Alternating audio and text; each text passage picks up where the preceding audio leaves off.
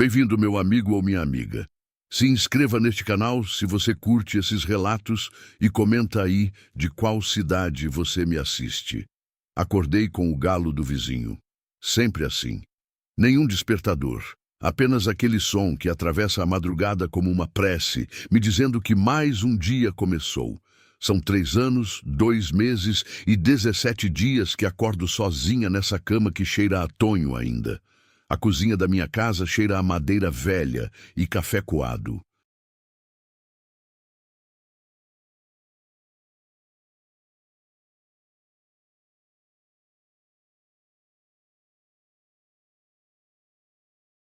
Coloco a água no fogo, aquele fogão de lenha que Tonho consertou tantas vezes que eu já perdi a conta, e fico olhando a poeira vermelha da estrada lá fora, iluminada por um sol que ainda não subiu de verdade.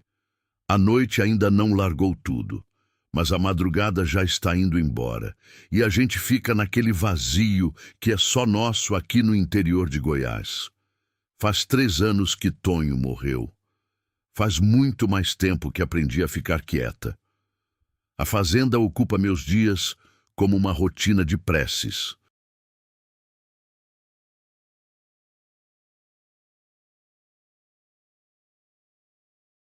Acordo cedo. Nunca preciso forçar nada. O corpo simplesmente acorda. E sigo para as hortas ao amanhecer, quando o calor seco ainda não queima a pele. Recolho os ovos das galinhas, converso com elas como se entendessem, varro à frente da casa onde ninguém passa, sento na varanda com meu café e ouço o vento bater nas tábuas soltas da parede. Essa casa estava velha quando Tonho era vivo. Agora está mais velha ainda, como se a solidão envelhecesse as coisas junto com a gente.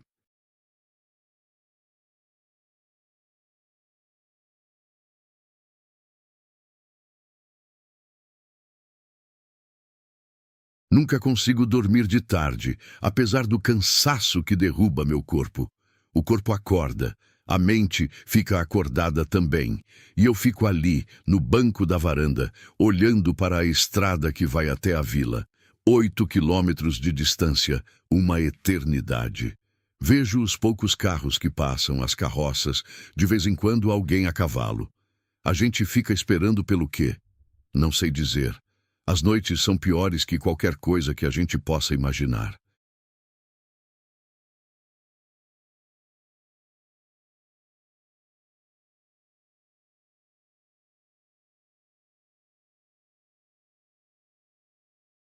Os grilos gritam tanto que parecem reclamar comigo, como se pedissem desculpas por existirem.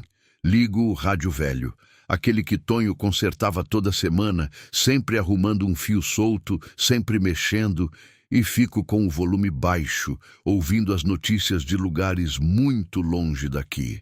Uma mulher em São Paulo falando sobre política, um homem em Brasília discutindo economia, futebol, chuva em Minas. Tudo muito longe. Goiás tem muita solidão. A gente fica sozinho mesmo quando está cheio de gente perto.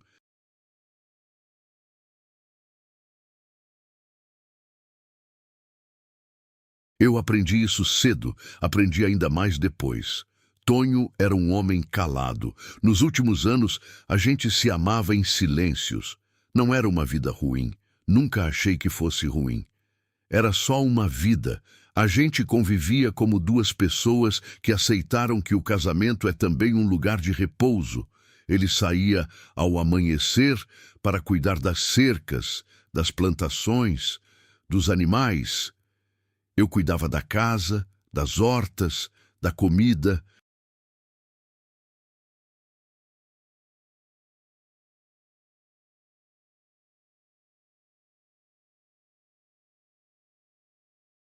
Ele voltava ao pôr do sol, a gente comia junto, às vezes conversávamos sobre coisas simples, se a chuva vinha ou não, se a galinha preta tinha botado, se o preço do milho tinha subido.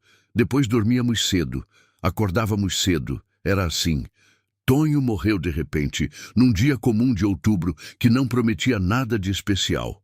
Ele saiu para consertar a cerca perto da porteira velha, aquela que dá para a estrada, e simplesmente o coração dele decidiu parar.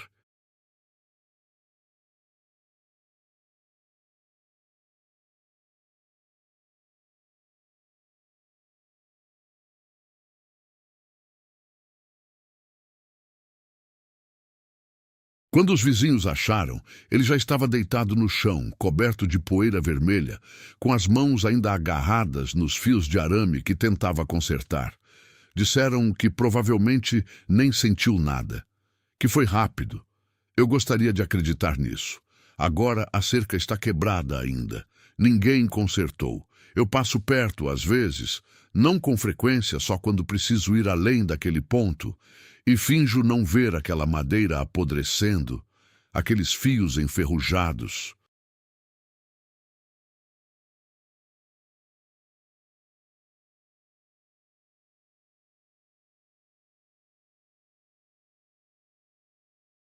É como fingir que aquele pedaço da fazenda não existe. Como fingir que ele não caiu ali. Aqui na casa, as coisas dele continuam do jeito que deixou. Sua ferramenta sobre a mesa da varanda, suas roupas de trabalho penduradas na parede do quarto, sua xícara no gancho ao lado da minha. A gente não avança muito quando fica segurando os pedaços do que era antes. Mas é o que fazemos, não é? Eram 4:30 de uma terça-feira quando ouvi a voz.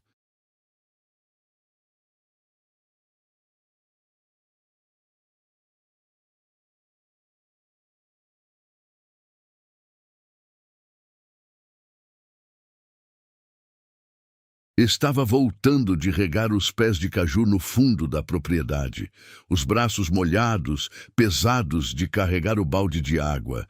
A testa queimava, aquele fogo que é próprio do calor seco de Goiás em fevereiro, quando o sol está louco demais para seu próprio bem. Tinha deixado o balde embaixo de um coqueiro e estava me secando com o pano quando a voz veio. Pequena, miúda, desesperada. Tem alguém aí? Subi a ladeira rápido. Meu corpo ainda responde quando é preciso. Encontrei uma menina no portão.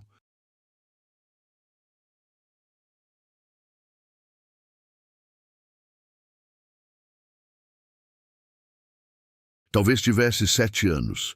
Talvez tivesse menos. A fome e o cansaço envelhecem as crianças de um jeito que a gente não consegue explicar direito. Estava sozinha, descalça, com um vestido cor de barro que não era um vestido de verdade. Era mais um pano jogado sobre aquele corpo magro, daqueles corpos que a gente vê em criança de rua e sempre pensa, por que ninguém faz nada? Pois bem mesmo. Os olhos dela eram grandes demais para o rosto fino.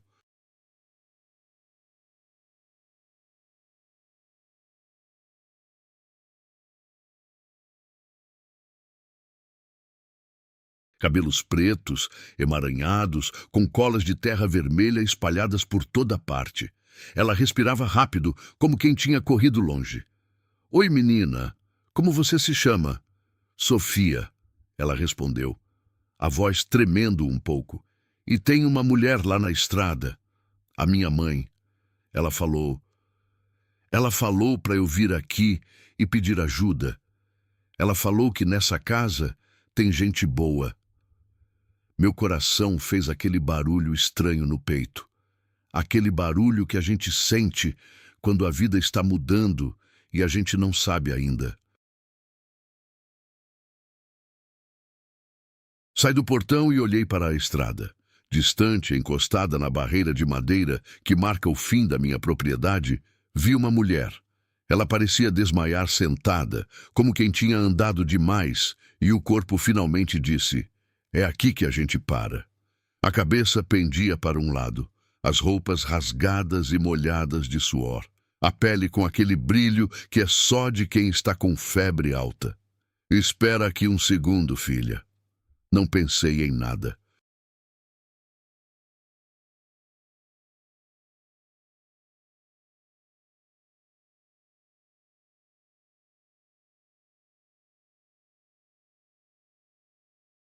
Não consultei meu medo, minha prudência, aquilo que a gente sempre guarda para si. Apenas desci a ladeira com essa menina atrás, Sofia atrás de mim, e acheguei-me da mulher. Oi, querida, você está bem? Você está conseguindo ficar acordada? A mulher ergueu a cabeça lentamente. Seus olhos não conseguiam focar em um único ponto. Eles passavam por mim, pela Sofia, pela estrada, como quem está vendo tudo através de uma cortina. Ela murmurou algo que não conseguia entender bem.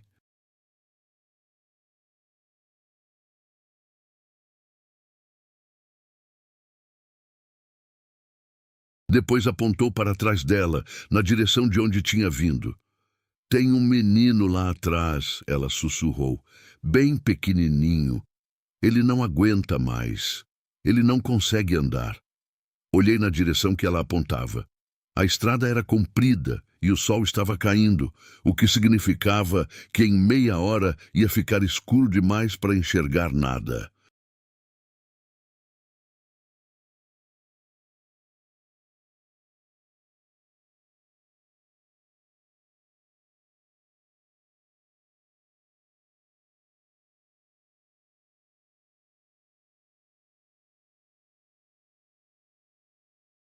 Mas lá, a uns 50 metros talvez, deitado na beira do caminho, protegido apenas pela sombra magra de um pé de coqueiro retorcido e quase morto, havia um menino pequeno, muito pequeno, desmaiado ou dormindo. Naquela altura, a diferença não importava. A respiração dele era fraca demais, os lábios dele eram secos demais. A cor da pele era aquela cor que você vê em criança que não tem mais reservas, que gastou tudo. Procurei pela compreensão nos meus próprios olhos.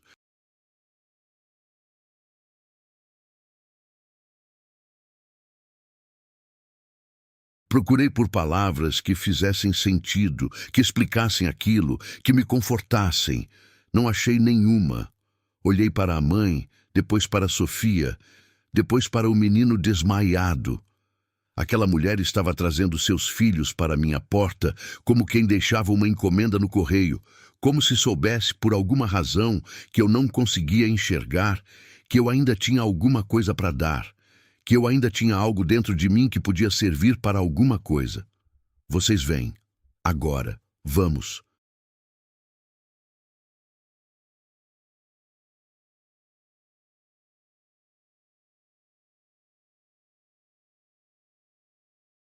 Não perguntei de onde vinham, não perguntei para onde estavam indo, não perguntei o porquê, não perguntei os nomes delas direito. A mulher só tinha dito Cleusa, sou Cleusa, entre as frases descosidas. Carreguei o menino. Pesava pouco mais que um saco de farinha molhada. E fiz a mulher se apoiar em mim com todo o seu peso, que era ainda assim pouco peso para alguém que devia pesar mais. Sofia segurou a barra do meu vestido com uma força que só criança assustada tem.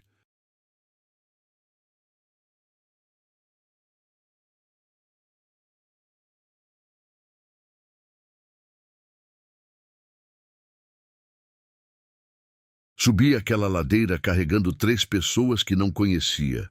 Entrei pela primeira vez em minha casa, carregando o peso inteiro de uma vida que não era minha. E naquela hora, naquele momento exato, eu soube que não ia ser a mesma nunca mais. Dona Cleusa desmaiou no chão da minha cozinha. Não caiu devagar, com elegância ou preparação. Simplesmente o corpo falou, não aguento mais. E ela desabou como um pano molhado, como uma boneca que tira o enchimento de dentro. Sofia gritou.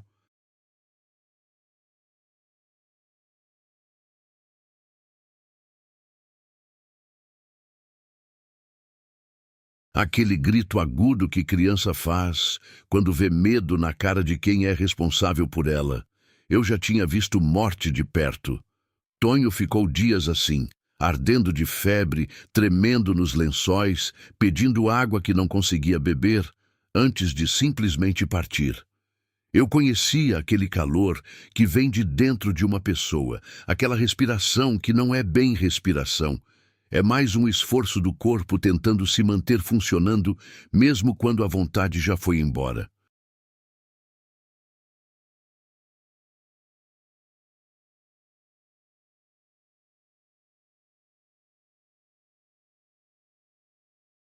Coloquei Dona Cleusa de lado no chão, a melhor posição para alguém desmaiado para caso de vômito, e senti sua testa. Queimava. aquela febre que te queima de dentro para fora. Qual é seu nome, filha? Perguntei para Sofia, tentando manter a voz firme. Sofia, ela sussurrou. Seu corpo inteiro tremia. E ele é o Gui, e a mamãe. A mamãe é a Dona Cleusa. Certo. Sofia, você tem fome? Ela fez que sim com a cabeça. Aquele movimento tão pequeno, mas tão repleto de desespero.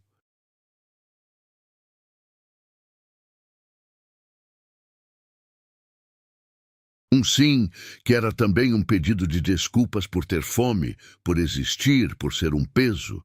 Fiz comida, o que tinha: caldo de feijão com broa de milho e um pouco de abóbora cozida. Comida simples, mas comida. Sofia comeu rápido demais, como quem não acredita que a comida vai ficar ali na próxima refeição. Como quem aprendeu que é melhor comer tudo agora, porque nunca se sabe se vai ter amanhã. Depois vomitou tudo. Também tinha febre. Passei a noite acordada.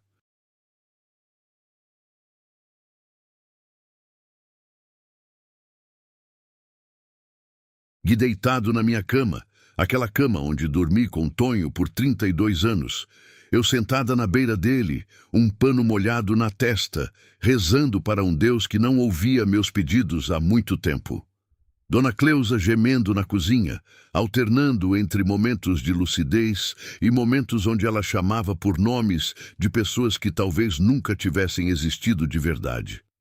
Sofia, dormindo no chão da cozinha, coberta com uma manta velha e fina, tremendo mesmo dormindo.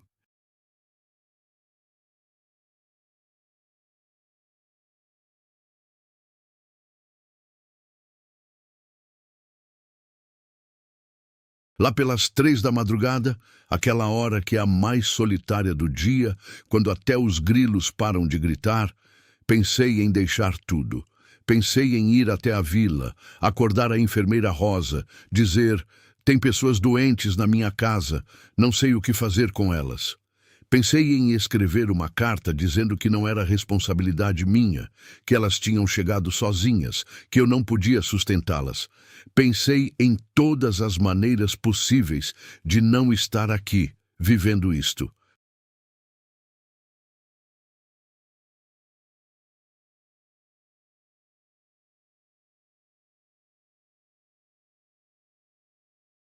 Mas enquanto pensava, Gui começou a chamar Dona Dona entre os delírios da febre, e o corpo dele queimava tanto que parecia que ia desaparecer inteiro de tanto fogo. Então, coloquei meu corpo em cima do dele, literalmente deitei em cima dele com cuidado, tentando transferir para mim algum daquele calor, como se a gente fosse dois vasos comunicantes e eu pudesse pegar um pouco da dor dele para mim.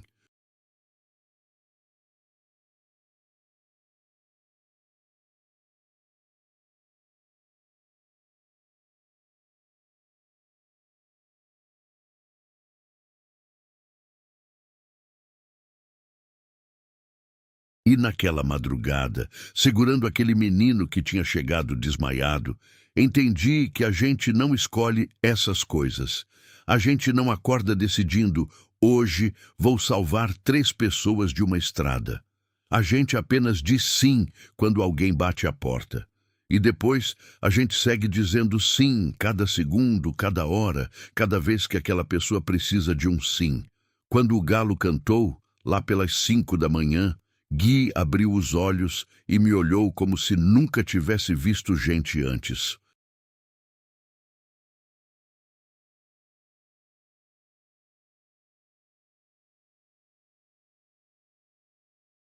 Seus olhos estavam claros de novo. A febre tinha baixado um pouco.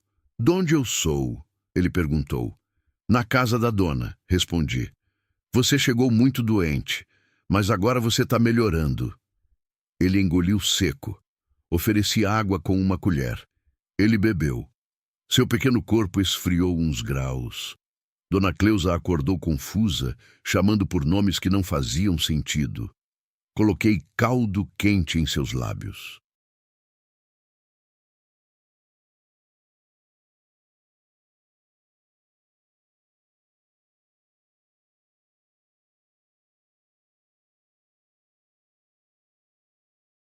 Ela engoliu, sem saber que estava engolindo. Seu corpo lutava contra si mesmo, uma batalha que só tinha ela de espectadora. Sofia me ajudou a limpar a cozinha quando finalmente conseguiu ficar de pé. "Quanto tempo vocês estão na estrada, filha?" perguntei enquanto ela varria o chão. "Uns 20 dias", ela respondeu com a voz muito pequena, como quem recita uma prece triste que decorou de tanto repetir. "Meu pai morreu quando eu tinha 5 anos. Aí a gente foi morar com a avó em São Paulo."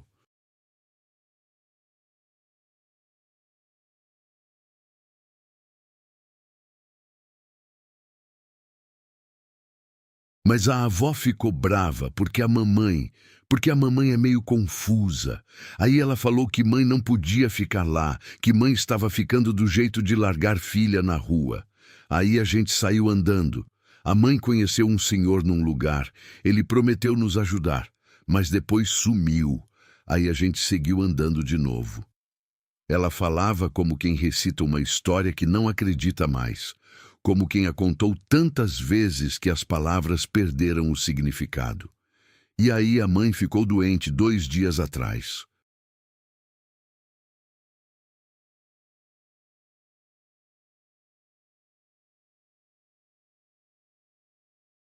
Ficou pior ontem. Aí ela me pediu para procurar uma casa, qualquer casa. Falou que se ela não conseguisse andar mais, a gente tinha que ficar com gente boa. Que Deus ia me guiar para uma porta que abrisse.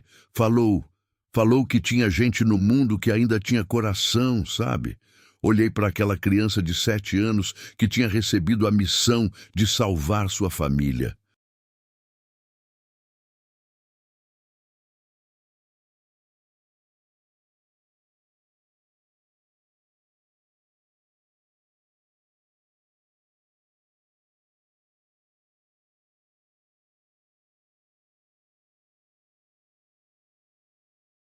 Aquela criança que acreditava em Deus porque a mãe tinha pedido, que tinha caminhado de mão dada com a morte até encontrar uma porta aberta, e sentia aquele aperto no peito de novo. Aquele aperto que eu pensava ter perdido junto com Tonho. Aquele aperto que era sinal de que algo vivo ainda batia dentro de mim. A febre de Gui desceu no segundo dia. Dona Cleusa continuava queimando, mas pelo menos falava coisas que faziam algum sentido, pedaços de frases que rimavam com a realidade.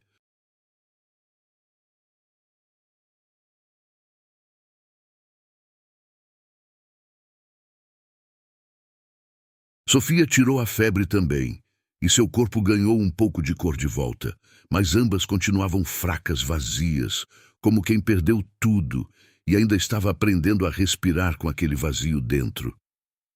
Eu as mantive aqui, sem pensar em deixá-las ir, sem pensar em como ia me virar, sem consultar ninguém. Apenas as mantive aqui, como quem mantém viva uma chama num vento muito forte.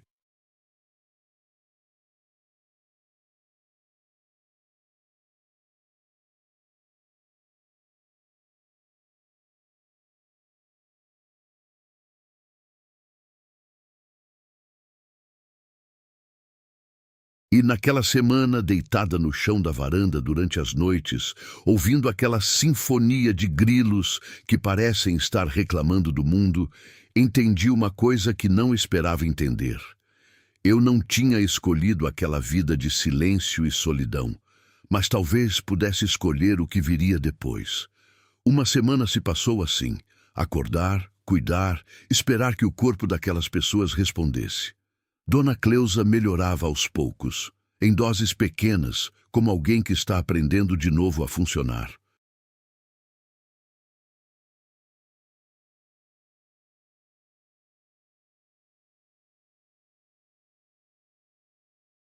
Sofia já conseguia ajudar nos afazeres, varrer, trazer água, cuidar de Gui enquanto eu cuidava da mãe dela.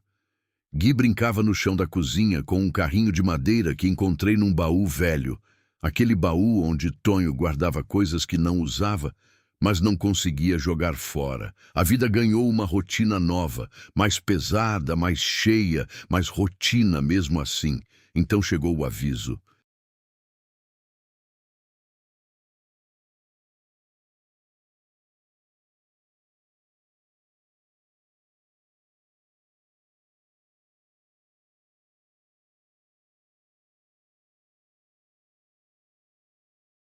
Dona Bem-vinda, a vizinha mais próxima, uns 2 quilômetros daqui na direção da vila, apareceu na minha porta numa quinta-feira com o rosto carregado de preocupação. Ela era uma mulher que conhecia o interior como a gente conhece a palma da própria mão. Nasceu aqui, nunca saiu. Sabia ler o tempo como quem lê um livro. Ouvi no rádio, comadre. Vem tempestade grande, muito grande, do tipo que arranca telhado, entende? Deve chegar essa noite. O sistema vem lá do sul, disseram.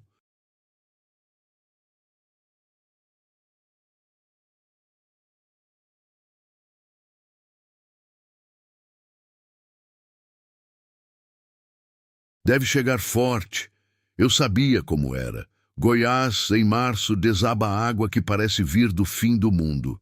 O vento arranca telhado como fosse papel. A enxurrada toma a estrada em segundos. A gente fica ilhado, de verdade ilhado, até passar. Pode levar horas, pode levar dias. Obrigada por avisar, Bem-vinda. Ela olhou para as crianças que brincavam nos fundos. Depois olhou para mim. Aquele olhar que faz perguntas sem abrir a boca. Não perguntou.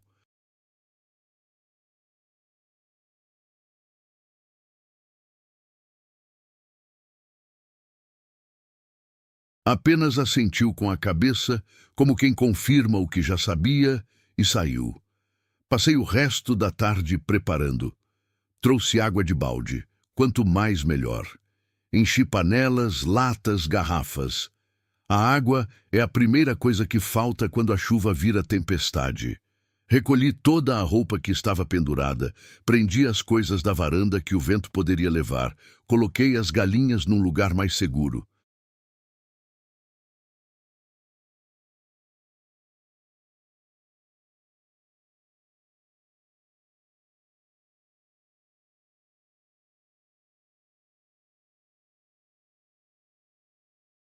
Procurei por velas. Tonho tinha deixado uma caixa inteira e acendi uma de teste para ver se ainda funcionavam. Funcionavam. A tarde esfriou. O vento começou a virar as folhas das árvores para o lado errado. Não é um movimento que você vê geralmente. As folhas têm um lado de baixo que a gente não vê nunca. E quando o vento muda assim, é porque vem coisa séria. O céu inteiro começou a ficar cinzento. Não era aquele cinzento de chuva normal, aquele cinzento morno.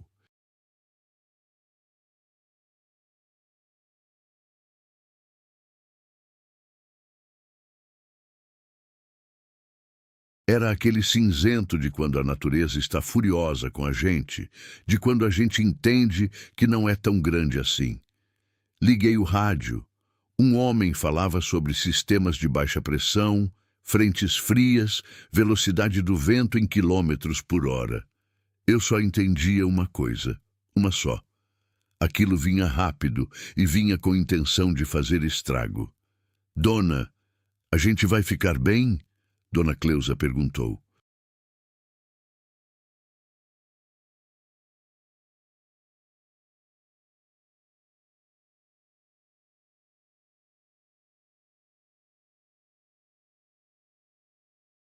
Ela ainda estava fraca, mas seu corpo finalmente estava começando a acreditar que aqui tinha comida, que aqui era seguro, que não precisava mais estar em modo de sobrevivência.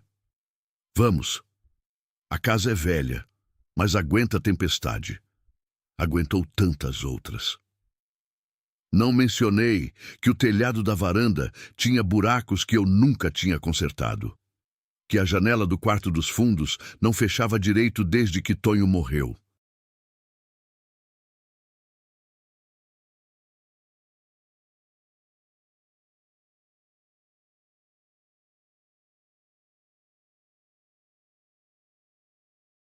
Que a casa de uma viúva sozinha, ou que era sozinha até uma semana atrás, que não tem dinheiro para consertar nada, é sempre uma casa que ameaça desabar a qualquer momento. Mas agora eu não estava sozinha. O vento começou ao cair da noite. E não começou devagar, com educação, como quem bate na porta e espera resposta. Começou como um brado, como um grito. As janelas tremiam, as portas rangiam, aquele som que você sente nos ossos. Gui começou a chorar.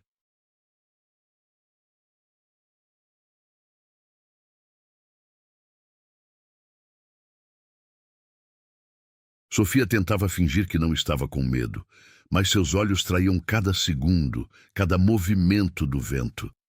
Todos aqui para a cozinha, falei. A cozinha era o lugar mais seguro, sem janelas que pudessem quebrar, com as paredes mais grossas. Lá eu tinha criado com Tonho, conversado em sussurros durante chuvas, aprendido a viver com alguém sem precisar de muitas palavras.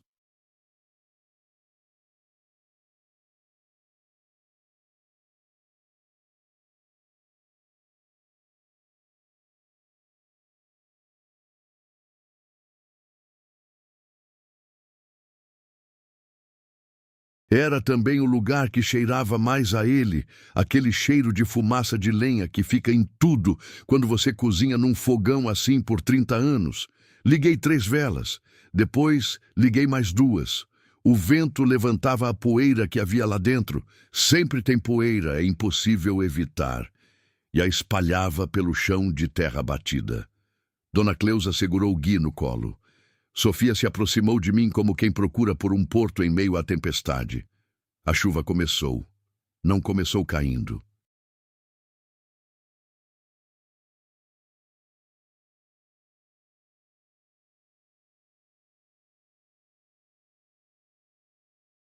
Começou como quem bate na casa. Bate, bate, bate.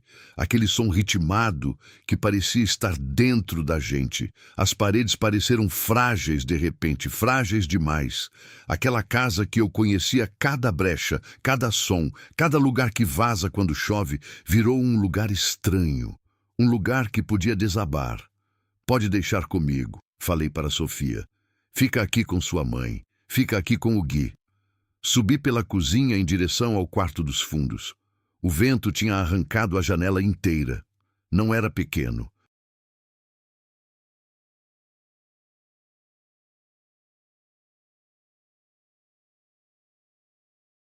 Não era um buraco. Era a janela completa, voada para quem sabe onde. A chuva entrava oblíqua, torrencial, como se estivesse tentando levar a casa inteira embora.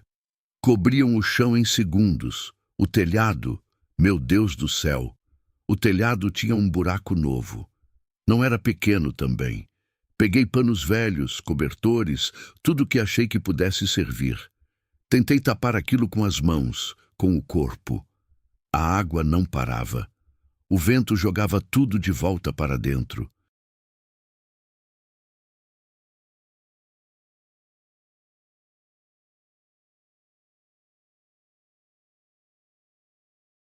Eu gritava coisas que nem faziam sentido, coisas que saíam de um lugar muito fundo de desespero. Ouvi Sofia gritando lá na cozinha. Desisti de consertar naquele segundo. Desisti de tentar lutar contra a natureza. Corri de volta. Dona Cleusa tinha caído. Seu corpo, que estava começando a se recuperar, simplesmente não aguentou o susto. O coração deve ter acelerado demais. Ou talvez o corpo tivesse simplesmente decidido desistir. Já tinha desistido de tantas coisas. Estava desmaiada no chão.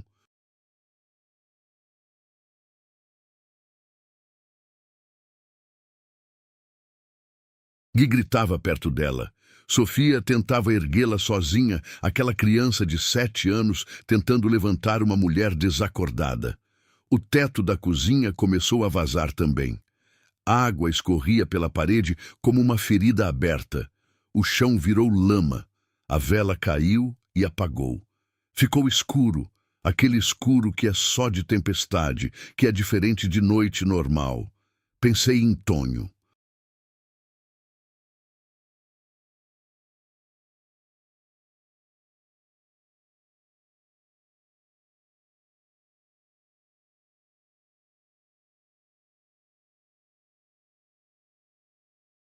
Pensei em todas as chuvas que a gente teria vivido juntos naquela cozinha. Em quantas delas ele teria estado aqui segurando a minha mão enquanto a casa ameaçava desabar.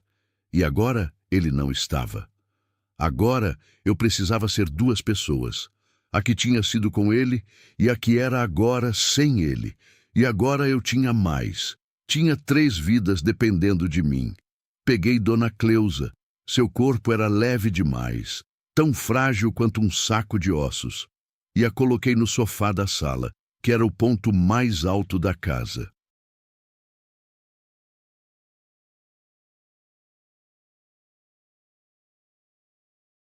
Coloquei Gui ali também, segurando na sua mãe mesmo enquanto ela dormia. Sofia sentou do outro lado, ainda chamando por mãe, mãe. Passei o resto da madrugada subindo nas paredes. Coloquei baldes, panelas, tudo que não vazava embaixo dos furos do teto. Tentava tampar os buracos com cobertores molhados. Amarrava panos nos fios que conseguia achar. Coloquei meu corpo contra a água que entrava, como se conseguisse barrar com os ombros. Meu corpo inteiro doía.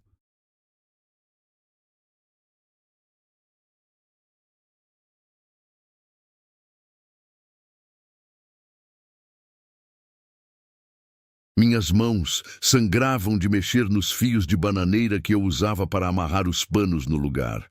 As unhas se quebravam, mas a água diminuía um pouco a cada tentativa. Os grilos tinham parado de gritar.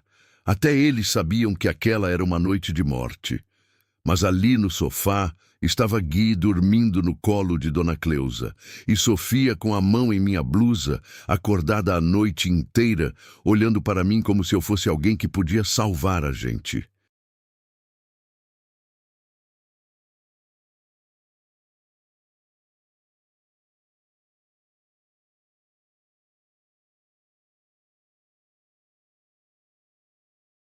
Quando a chuva esfriou, lá pelas 5 da manhã, eu estava tão cansada que não conseguia mais fechar os olhos. Apenas sentia o cansaço derretendo meu corpo no chão molhado daquela cozinha destruída. Meus joelhos estavam roxos de bater em coisas. Minhas costas ardiam de estar curva a noite inteira, e então Gui abriu os olhos. Procurou por mim naquela escuridão. Quando me viu, com toda aquela lama, com o cabelo despenteado, sangrando dos dedos, ele sorriu.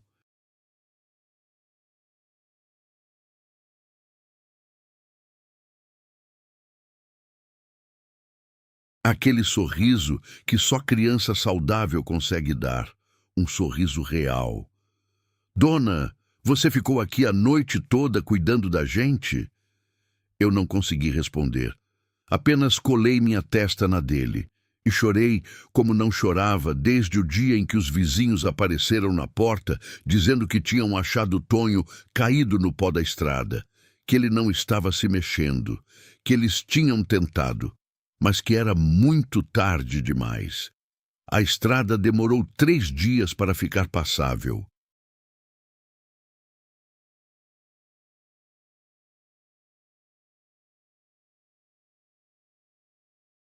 O fazendeiro da região, um tal de seu Gerson que às vezes passava por aqui pedindo lenha ou oferecendo ajuda em algo que eu fingia não precisar, apareceu com 2 homens e um cavalo no segundo dia para ajudar a limpar a lama que tinha tomado tudo.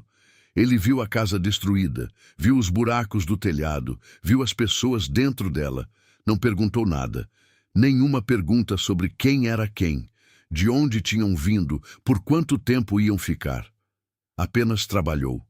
Ajudou a consertar os furos mais graves.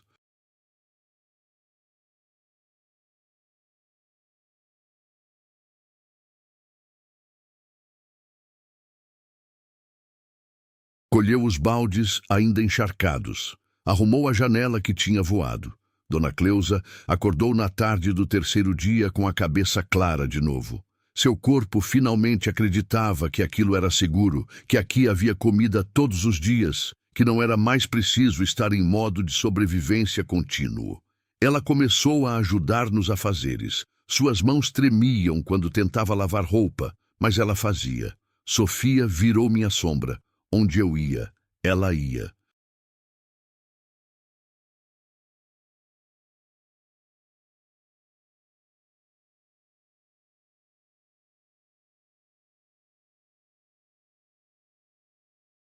Gui plantou suas pegadas pequenas em todos os lugares da casa, como um cachorro que finalmente tinha encontrado o lar depois de uma vida de rua. No terceiro dia, quando a estrada finalmente estava seca o suficiente, Dona Cleusa me chamou para conversar. Sentou-se na varanda comigo, onde a gente tomava café de manhã. O silêncio entre a gente tinha mudado. Antes era um silêncio de estranhos, daquele silêncio que deixa a gente desconfortável.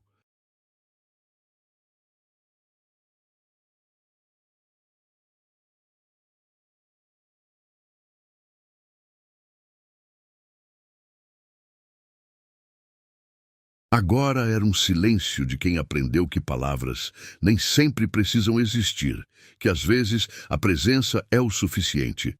Você salvou a gente, ela disse. Sua voz ainda era fraca, mas tinha uma solidez que não tinha antes. Não fiz nada, respondi. Vocês bateram a porta. Exatamente, você abriu. Ela olhou para as crianças brincando no quintal. Sofia estava ensinando Gui a contar com os dedos. 1, 2, 3. E Gui contava errado de propósito para fazê-la rir.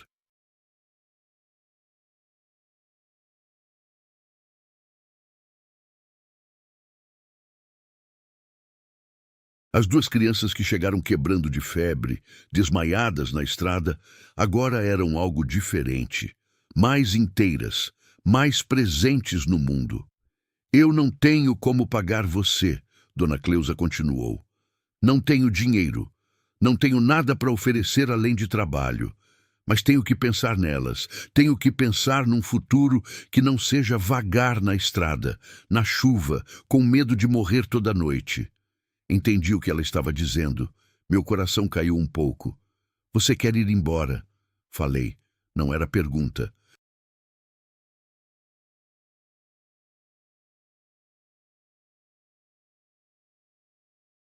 Quero ficar. Ela respirou fundo, como quem está tomando coragem para uma coisa que nunca pensou que ia precisar coragem. Se você deixar. A bem-vinda falou que conhece uma família que está procurando gente para trabalhar na roça lá para perto de Anápolis. Casa garantida, comida certa todo dia, escola para Sofia, futuro para essas crianças. A gente podia ir para lá. Eu trabalhava, as crianças cresciam num lugar seguro, com teto sobre a cabeça. Ela deixou a frase em aberto.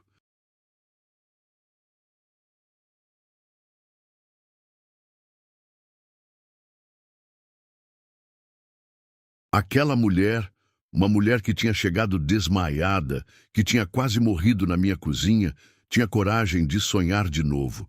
Tinha coragem de acreditar que o futuro podia ser diferente. Quer que eu vá com você conversar com essa gente? Perguntei. Seria muito pedir. Não era. Não era pedir nada comparado com o que a gente tinha vivido junto.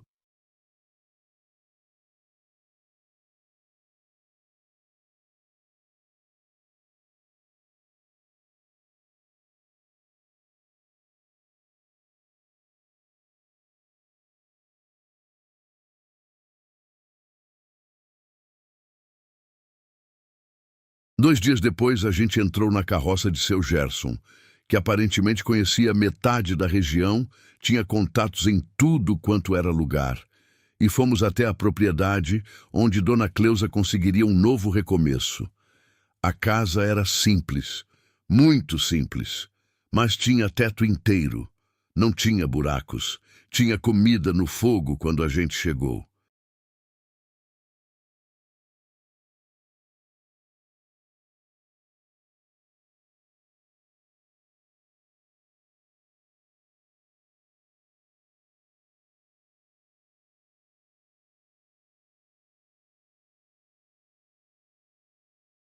Tinha gente que precisava de trabalho, e não importava se você tinha vindo da estrada, se você tinha estado doente, se você carregava uma história de abandono.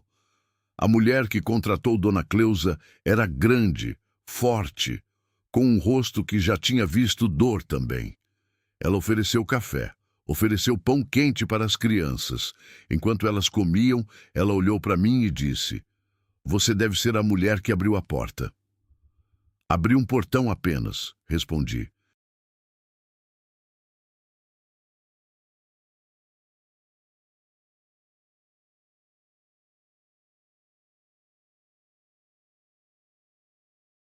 Mesma coisa, ela disse, como se soubesse de coisas que a gente nunca ia poder explicar direito. No caminho de volta, seu Gerson parou a carroça naquele ponto. Aquele ponto da estrada onde Dona Cleusa tinha estado desmaiada, onde Gui tinha caído, inconsciente, sem defesa. Sabe, ele disse, e sua voz tinha um tom que era quase uma confissão. Essa estrada tira de mim todo dia. Levo gado, levo gente. Alguns chegam no outro lado vivos. Outros não. A gente acaba ficando duro.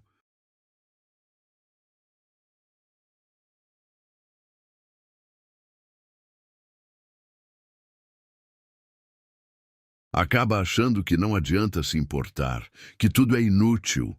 Ele olhou para aquele ponto exato. Mas tem uns que arriscam, que abrem a porta mesmo tendo pouco, que dão mesmo não tendo. Esses são os que a gente devia lembrar, os que acreditam que vale a pena. Ele não falou mais nada, apenas tocou o cavalo e a gente seguiu. As semanas que vieram depois foram estranhas de um jeito que eu não consigo descrever direito. A casa ficou vazia de novo. Apenas eu, meus afazeres, o rádio velho.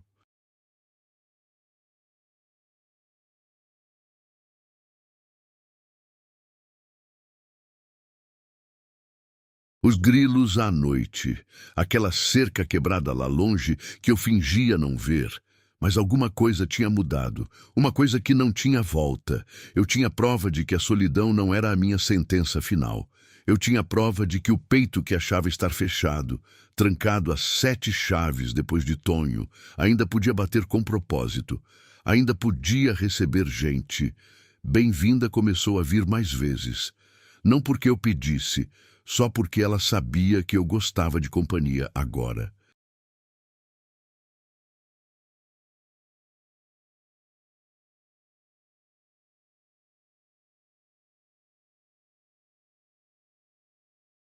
Trazia notícia de Dona Cleusa, que estava indo bem, que estava ganhando confiança de novo, que as crianças já tinham começado a ir à escola na Vila Maior. Sofia tinha perguntado sobre a dona da casa grande. E Gui, aquele menino que tinha desmaiado na estrada, tinha se tornado uma criança que coleciona outras crianças para brincar, como quem recuperasse a infância em pequenas doses.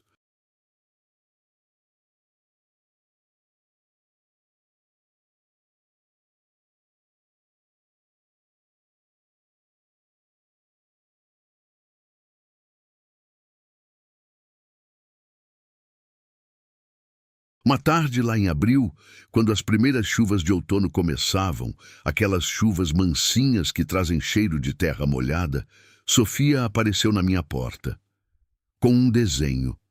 Era a minha casa. Estava lá, clara, com as paredes vermelhas e o telhado. E tinha 3 figuras em frente. Uma grande, eu, e 2 pequenas, ela e Gui. No desenho, o céu estava azul. Não tinha chuva, não tinha ninguém correndo. Era tudo tranquilo. Mãe me levou até a vila ontem, Sofia disse.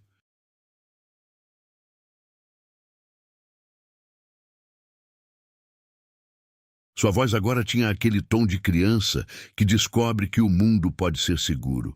E eu falei para o professor que a gente queria mandar um desenho para você. Ele falou que era uma boa ideia mesmo. Falou que você merecia saber que a gente se lembra. Colei aquele desenho na parede da minha cozinha, bem do lado de uma foto antiga de Tonho. Uma foto dele de camiseta branca sorrindo. Aquele sorriso raro dele quando ele era mais novo, antes de aprender que a vida era pesada.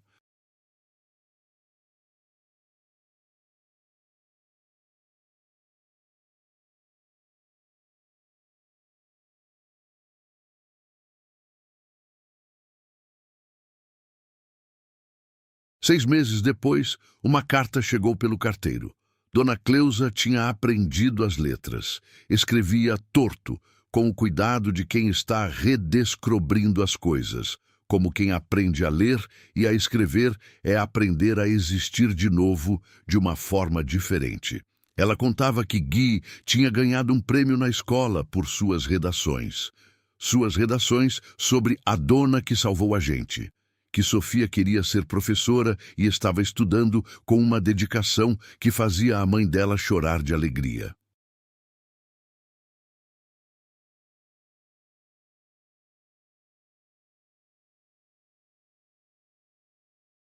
Que ela tinha conhecido um viúvo que trabalhava na propriedade ao lado e que ele às vezes trazia frutas para as crianças, frutas que ele mesmo colhia no pomar. Ela tinha escrito no final: Dona, você me salvou, mas acho que a gente se salvou mutuamente. Porque quando você abriu a porta, você também abriu uma parte do seu peito que estava fechada. Uma parte que eu acho que você pensava que tinha morrido junto com seu Tonho. Mas não tinha, não.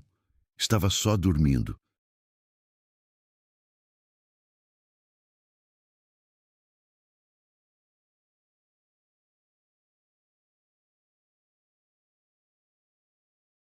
Eu vejo quando uma pessoa vira de novo inteira, vira quando deixa alguém entrar. Você virou. Obrigada por isso. Obrigada por acreditar que a gente merecia. Eu li aquela carta tantas vezes que as letras começaram a desbotar. Memorizei aquelas palavras. Deixei em cima da minha cama. Agora é novembro. Ainda sou a mesma mulher que acorda com o galo. Ainda sou a mesma que cuida das hortas, que reza por quem não tem reza, que olha para a estrada como quem espera.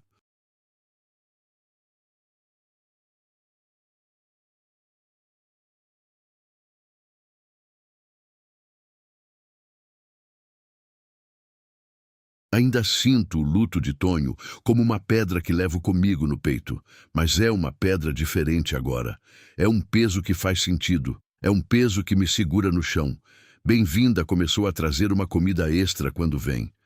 Para você não comer sozinha, ela diz. E fico feliz por ela estar preocupada.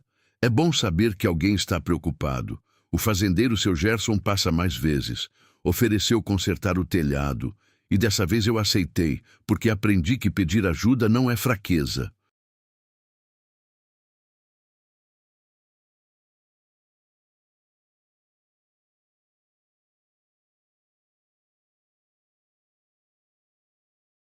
É apenas reconhecer que a gente não é uma ilha. E eu espero pelas notícias de Dona Cleusa como quem espera pelas estações mudar, como quem espera pelas coisas que importam de verdade. Não sou heroína. Não fiz nada grandioso ou épico. Simplesmente abri uma porta quando alguém bateu. Simplesmente ofereci o que tinha: um teto, comida, a minha presença silenciosa. Passei uma noite de tempestade protegendo gente que não conhecia uma semana antes. Deixei que aquela gente mudasse a minha vida.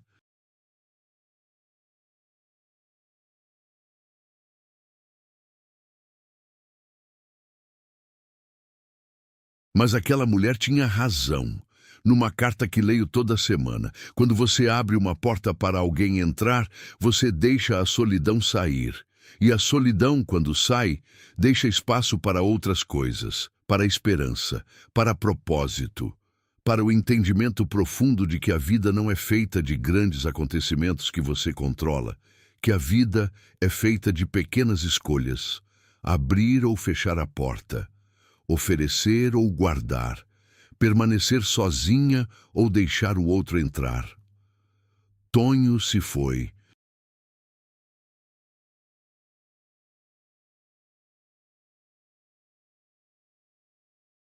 Deixou um buraco que nunca vai encher. Mas descobri que os buracos também podem virar janelas, por onde entra luz e por onde entra gente, e é gente que salva a gente, que cura a gente, que faz a gente acreditar que o coração ainda bate, que ainda temos algo para dar, que ainda somos capazes de amar.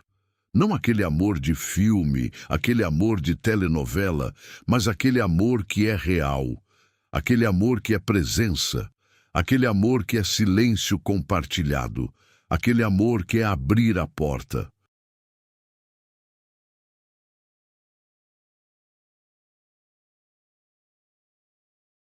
Acordei com o galo de novo. Sempre assim, sempre com aquele som que atravessa a madrugada e me diz que mais um dia começou. Mas desta vez, acordei com alguém segurando minha mão. Sofia, agora com 12 anos. Crescida demais, rápido demais. Aquela menina que chegou descalça, queimada de febre, com os olhos grandes demais para o rosto fino, tinha se transformado em uma rapariga que lia livros, que pensava sobre o mundo, que queria entender as coisas. Dona, você acordou? Ela sussurrou no escuro.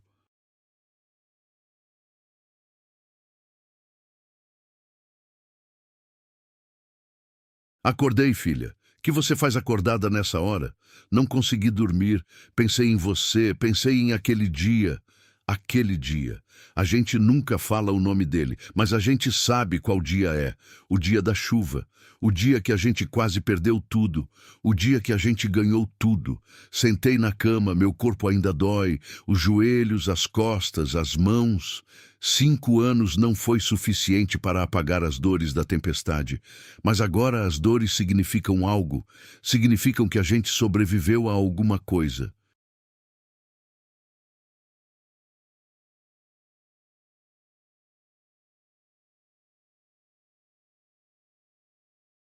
Vem cá, falei.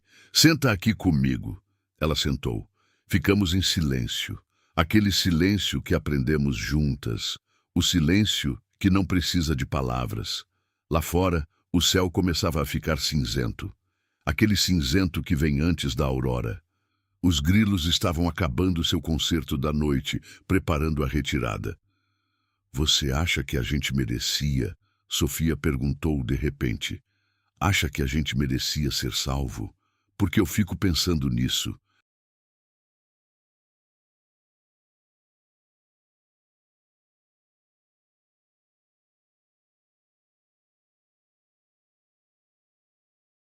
Fico pensando em todas as outras pessoas que estavam na estrada, todas as outras crianças. Por que a gente? Por que nós conseguimos chegar aqui e outras pessoas não? Essa é a pergunta que ninguém consegue responder. A pergunta que fica com a gente. Não sei, filha. Acho que a vida é assim. Não é justo. Não é equilibrado. A gente não merecia mais que ninguém. Mas batemos a sua porta e você abriu. Foi sorte? Era destino? Não sei dizer. Mas você abriu, ela disse.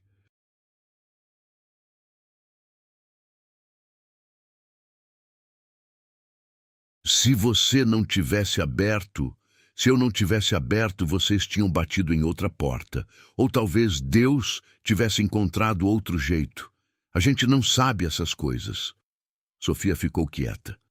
Seu rosto era aquele rosto de criança quase moça.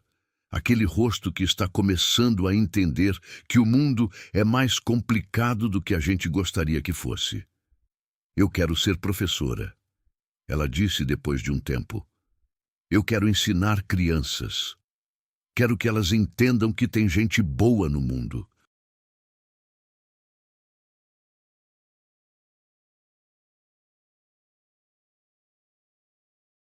Porque se você não tivesse aberto aquela porta, eu teria crescido acreditando que tinha gente boa, mas eu nunca teria visto um exemplo de verdade. Agora eu vi. Agora eu acredito mesmo. Colei meu rosto no dela.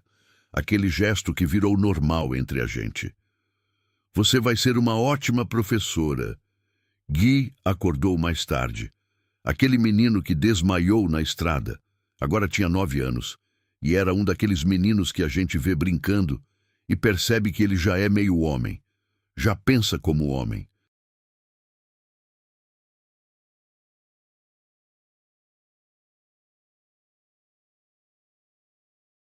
Já sente como homem. Ele apareceu na cozinha enquanto eu fazia café. Abraçou minhas costas. Um abraço que virou normal também, que faz parte de como a gente se cumprimenta agora. Bom dia, dona. Bom dia, rapazinho. Você tá crescendo demais. Logo vai ser mais alto que eu. Ele riu. Aquele riso que é só de criança que aprendeu que era seguro rir de novo. Nos últimos 5 anos, Gui se transformou.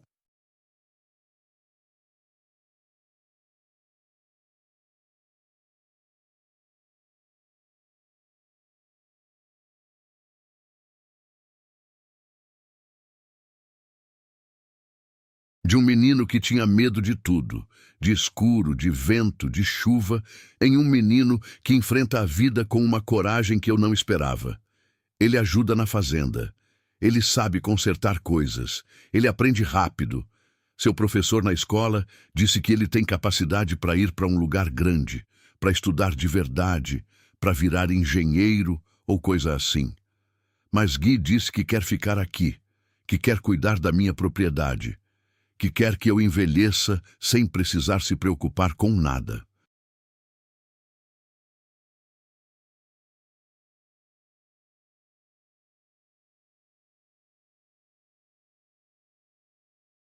Eu não permito que ele sacrifique a vida dele, mas é bom saber que alguém quer cuidar de mim.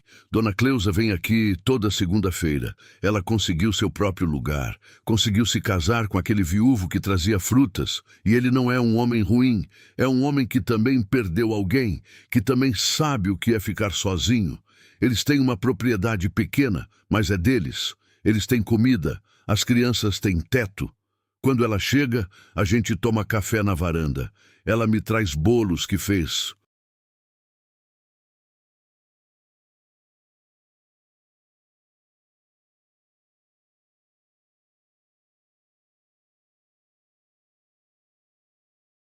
Eu dou para ela as coisas que colho.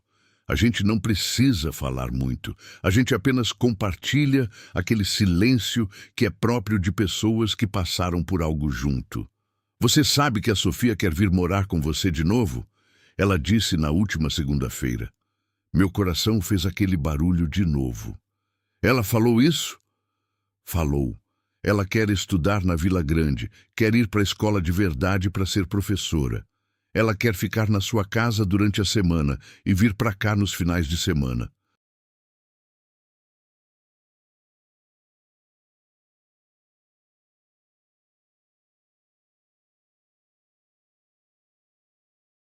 Ela falou que você é como uma mãe para ela. Eu senti aquele aperto no peito. Aquele aperto que antes era só de dor, agora é de alegria. E você? Você quer que ela venha? Quero que ela seja feliz, Dona Cleusa respondeu. E ela é feliz aqui. Ela é feliz com você. Então sim, quero que ela venha. Porque a gente não é família só de sangue, não é mesmo? A gente é família de escolha também. Sofia começou a vir no mês seguinte. Trouxe seus livros. Trouxe seus sonhos.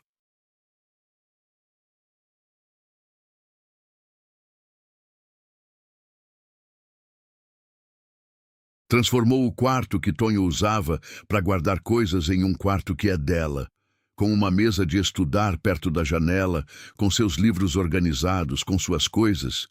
E eu virei aquela avó que algumas crianças têm, não porque dei à luz, mas porque escolhi amar mesmo assim. Bem-vinda, casou. Não achei que isso ia acontecer.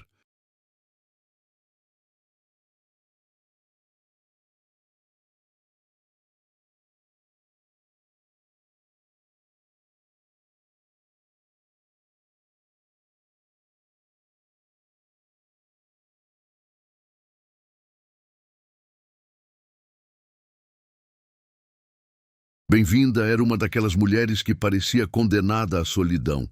Viúva há 20 anos, sem filhos, aquela mulher que passa pela vida cuidando dos outros e nunca se permite cuidar de si mesma. Mas um homem chegou. Um viajante que ficou doente numa chuva e bateu na porta dela. E bem-vinda sendo quem é, o acolheu, o cuidou. E depois ele não saiu mais. Ela veio contar para mim com um sorriso no rosto que eu nunca tinha visto. Viu só? A gente estava velhinha demais para essas coisas.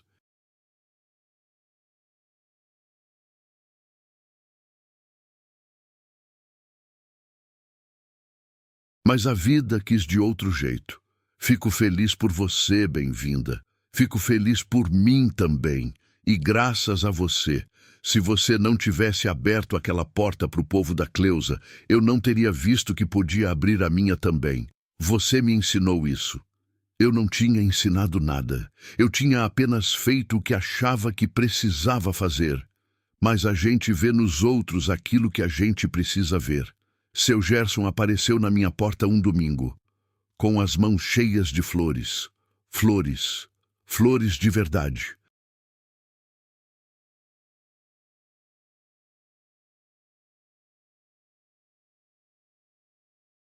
Aquelas flores que a gente planta pensando em algo bonito, que a gente cultiva porque quer ver beleza no mundo.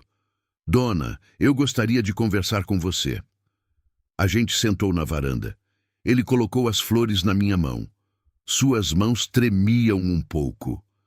Eu conheço você há 5 anos, ele disse, desde aquela chuva, e todo dia que eu passo aqui, eu vejo você.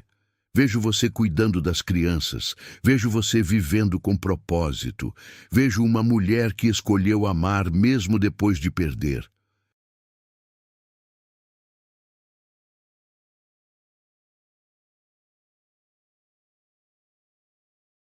E eu acho que é a coisa mais bela que eu já vi na vida. Meu coração começou a bater estranho.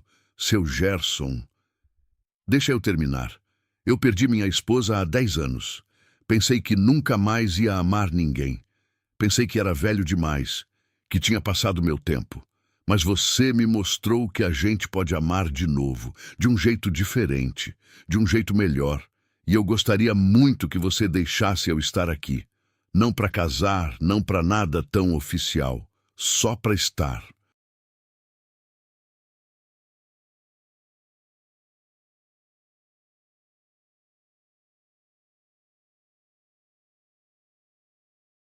Para levantar de manhã sabendo que tem alguém que eu gosto aqui perto. Eu olhei para aquele homem. Um homem que tinha sofrido também. Um homem que entendia aquele peso que a gente carrega.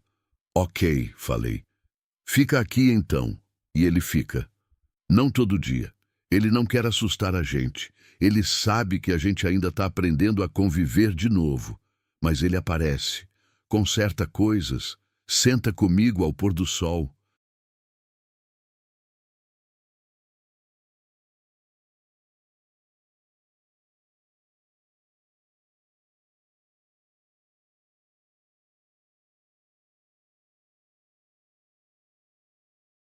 Ouve minhas histórias sobre Tonho, porque a gente nunca para de falar sobre aqueles que perdemos. O padre da vila veio conversar comigo. Ele é um padre novo, jovem, que chegou aqui faz uns 2 anos. Um daqueles padres que acredita que religião é também ação, que acredita que a gente serve a Deus quando cuida de gente. Eu queria perguntar se você falaria sobre sua história, ele disse. Tem muita gente nessa região vivendo em solidão. Tem muitas pessoas que achavam que tinham perdido tudo.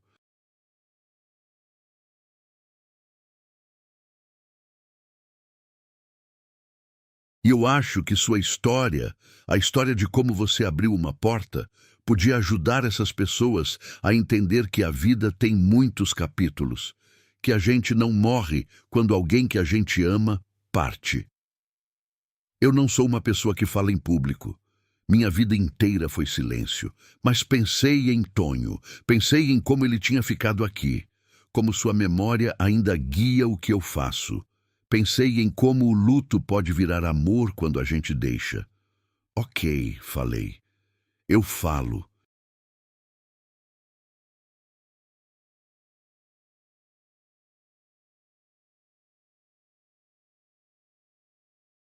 Tu fui para aquela missa em uma quinta-feira à noite. A igreja estava cheia, mais cheia do que eu imaginava que podia ficar. Gente que eu conhecia, gente que não conhecia, gente que tinha vindo para ouvir a história da viúva que abriu a porta. Eu subi naquele púlpito, que era estranho para mim porque nunca tinha estado em um lugar de destaque, e contei minha história.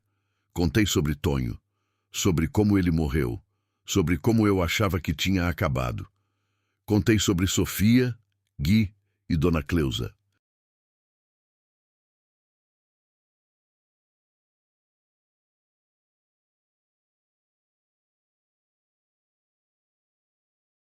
Contei sobre a chuva. Contei sobre como a gente quase morreu aquela noite. E contei como a gente sobreviveu porque não desistiu. A gente acha que a vida tem um script, eu disse. A gente acha que quando uma coisa termina, tudo termina. Mas a vida não funciona assim. A vida é várias histórias acontecendo ao mesmo tempo. Quando você abre a porta para alguém, você não está salvando só aquela pessoa. Você está salvando você mesmo. Porque a vida precisa de propósito.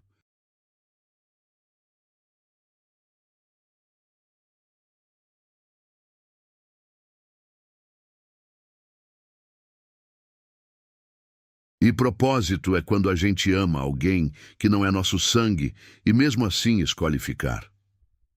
Depois daquela missa, várias pessoas vieram conversar comigo. Histórias de solidão, histórias de perda, histórias de pessoas que achavam que tinham acabado. E uma mulher muito velha, que tinha que ser apoiada para andar, veio com lágrimas nos olhos. Você me salvou, ela disse. Você não conhece meu nome, você não conhece minha história, mas sua história salvou meu coração.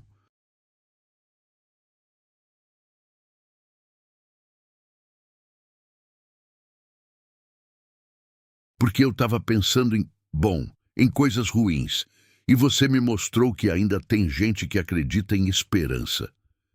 Eu a abracei. Aquele abraço que a gente dá quando sabe que está salvando alguém de verdade. Tonho aparece nos meus sonhos agora. Não aqueles sonhos de angústia que a gente tinha depois que ele morreu. Aqueles sonhos onde ele estava caindo sempre, onde eu tentava pegar ele, mas não conseguia chegar. Agora, ele aparece em sonhos tranquilos. Ele está sentado comigo.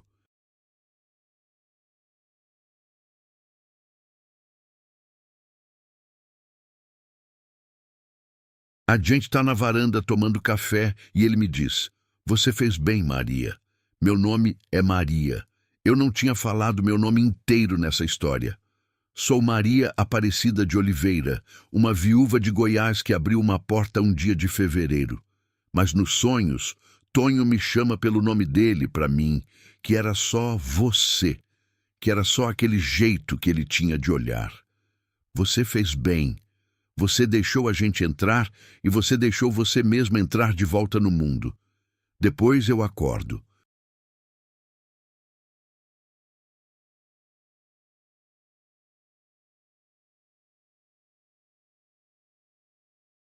E fico olhando para o teto, pensando em como a gente continua conversando com as pessoas que perdemos, não porque elas estão aqui de verdade, mas porque elas estão dentro de gente. Porque a gente nunca perde ninguém de verdade. A gente só aprende a carregar aquela pessoa de um jeito diferente. A cerca que Tonho estava consertando quando morreu? Finalmente consertei. Demorou 5 anos, mas finalmente fiz. Chamei seu Gerson e a gente foi lá numa tarde de sol. Ele me ajudou.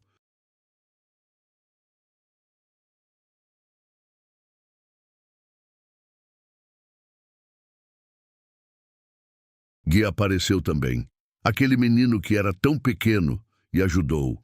A gente trabalhou juntos, silenciosamente.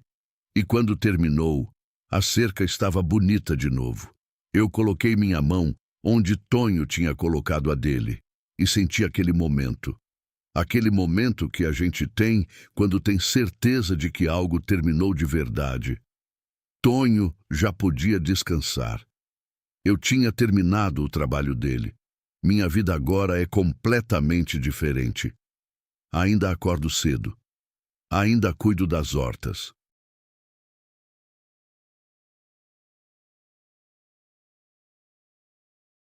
Ainda sento na varanda com meu café, mas agora tem gente comigo. Sofia estudando para ser professora, Gui crescendo, ficando homem. Dona Cleusa e sua família visitando. Bem-vinda e seu novo marido passando para conversar. Seu Gerson ajudando com coisas que eu não conseguia fazer sozinha. A solidão ainda está aqui, porque a solidão nunca sai de verdade. Ela fica comigo como uma sombra. Mas agora tem luz também. Agora tem companhia. Agora tem propósito.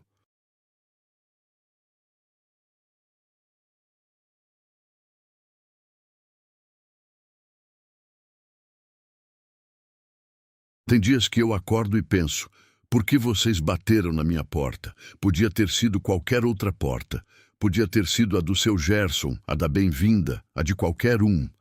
E depois eu entendo que talvez tenha sido porque eu precisava de vocês tanto quanto vocês precisavam de mim. Talvez Deus, ou a vida, ou o universo, ou seja qual for o nome que a gente dá para essas coisas que a gente não consegue explicar, tenha arrumado as coisas para que a gente se encontrasse.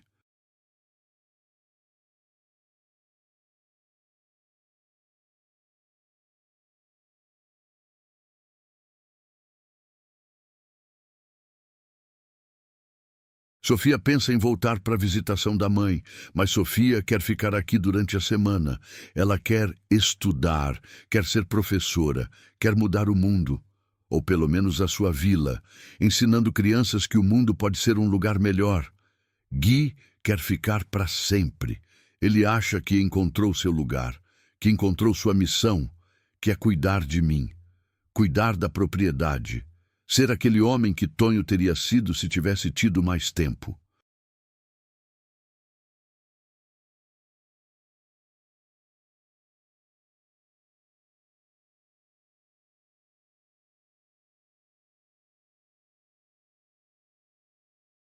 E a gente é uma família estranha, feita de adoção, de escolha, de portas abertas em momentos de desespero.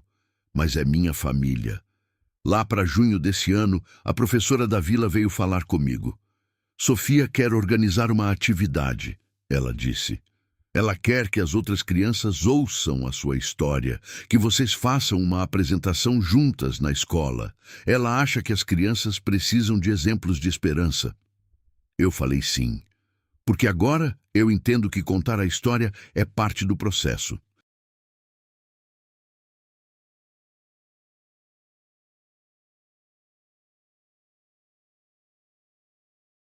Que quando a gente compartilha, a gente multiplica.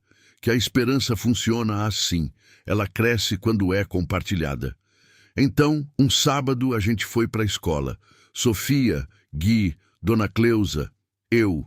A gente sentou na frente daquela sala cheia de crianças e a gente contou a história. Sofia falou sobre como era estar na estrada, como era o medo, como era achar que tudo tinha terminado. Gui falou sobre como era acordar na cama da dona e perceber que tinha comida, que tinha segurança, que tinha futuro.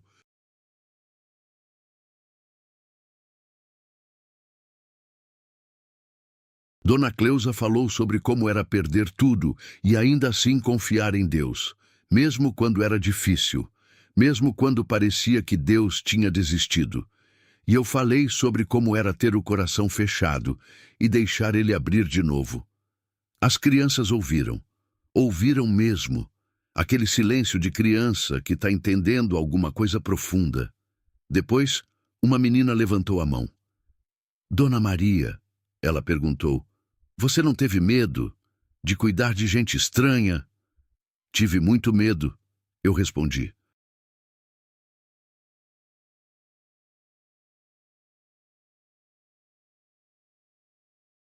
Tive medo de não conseguir. Tive medo de não ter comida suficiente. Tive medo de perder. Mas o medo é só uma coisa que passa. A gente não deixa o medo tomar as decisões.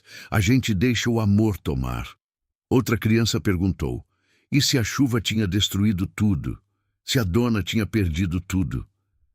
Então a gente tinha recomeçado, Gui respondeu, porque ele tinha entendido isso antes de mim. Porque a vida não acaba. A gente sempre pode recomeçar. Minha mãe recomeçou. A dona recomeçou.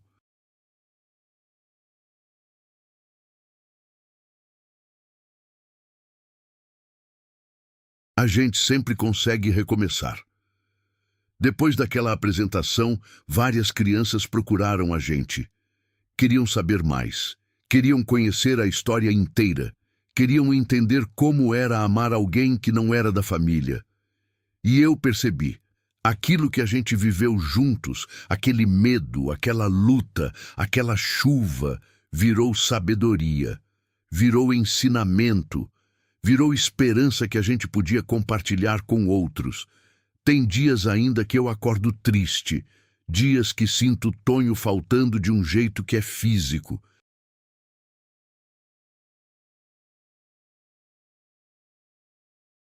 Um jeito que dói. Dias que eu queria poder chamar ele e dizer: olha o que a gente construiu aqui. Dias que eu queria que ele visse Sofia estudando, que visse Gui crescendo, que visse que a gente conseguiu.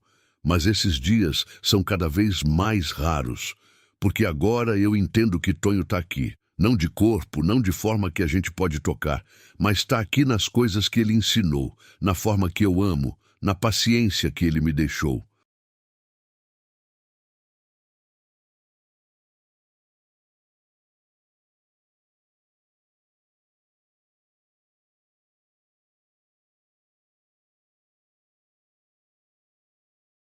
Na forma que eu lido com silêncio, porque ele me ensinou que silêncio é também uma língua. Tem um lugar que eu gosto de ir. É aquele lugar, a estrada onde Tonho morreu. Eu vou lá todo mês, coloco uma flor, fico um tempo em silêncio e depois eu falo com ele. Oi, Tonho, tudo bem? A gente tá bem aqui, conseguimos. Você achava que a gente não ia conseguir, mas conseguimos. Tem criança aqui agora, tem gente que precisa e a gente tá aqui. É assim. Depois eu volto e a vida continua.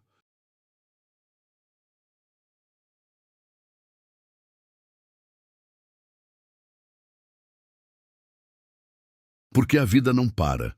Mesmo quando morre alguém que a gente ama, a vida não para. E a gente descobre que a gente pode continuar também. Que a gente consegue amar de novo. Que a gente consegue abrir a porta. Que a gente consegue recomeçar.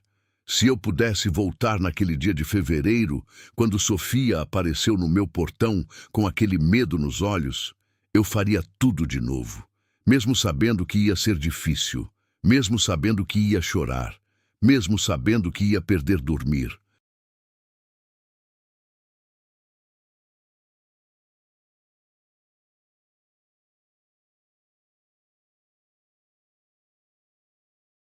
Mesmo sabendo que ia arriscar meu coração, que estava seguro, que estava trancado, porque aquilo que a gente ganha quando abre a porta é infinitamente maior do que aquilo que perdemos.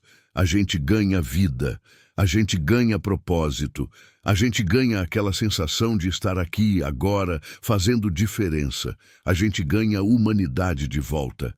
Eu sou só uma mulher simples de Goiás, viúva, solitária, marcada pela vida. Não sou ninguém especial. Não tenho nada que ninguém não tenha. Tenho uma casa velha.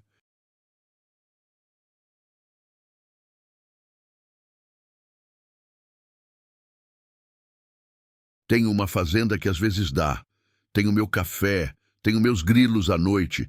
Mas abri uma porta um dia. E aquela porta se transformou em várias portas. Portas que levam a histórias. Portas que levam a pessoas. Portas que levam a propósito. A gente acha que para ser herói precisa fazer coisas grandes, precisa virar famoso, precisa que o mundo todo saiba. Mas, na verdade, a gente é herói quando cuida de quem está do lado, quando abre a porta, quando escolhe amor apesar do medo.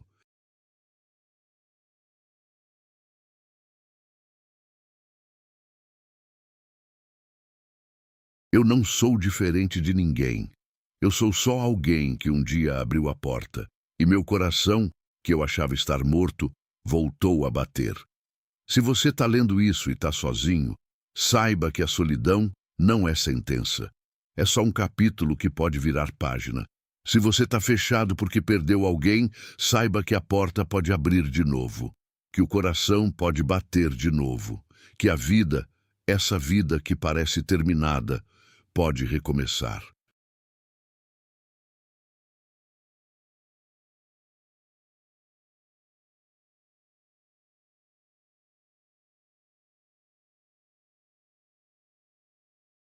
Se você está passando pela estrada da vida e não sabe para onde ir, bata numa porta, qualquer porta, porque tem gente boa no mundo, tem gente que abre, tem gente que cuida, E se você está do outro lado da porta, se você tem um teto, tem comida, tem segurança, abra.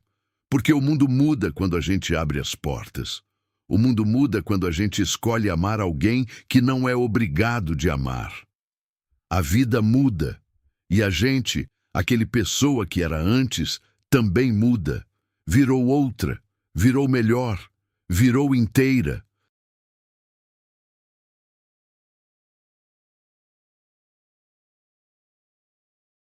Dona Maria Aparecida de Oliveira segue vivendo em sua fazenda de Goiás. Sofia é agora professora. Gui cuida da propriedade. Dona Cleusa visitava todas as segundas-feiras, até o dia em que não conseguiu mais. Quando seu coração, que tinha sido tão forte, finalmente cansou. Mas antes de ir, ela deixou uma carta. Dizia que o maior presente que uma pessoa pode dar é acreditar que outra pessoa merece ser salva. Dizia, obrigada.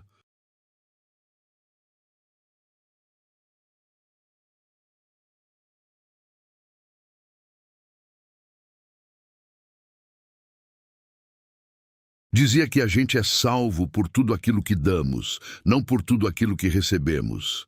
E Tonho continua aqui, nas flores que a gente planta, no concerto da cerca, na forma que a gente ama, no silêncio que a gente compartilha. Porque a morte não é o fim, é só uma forma diferente de estar aqui.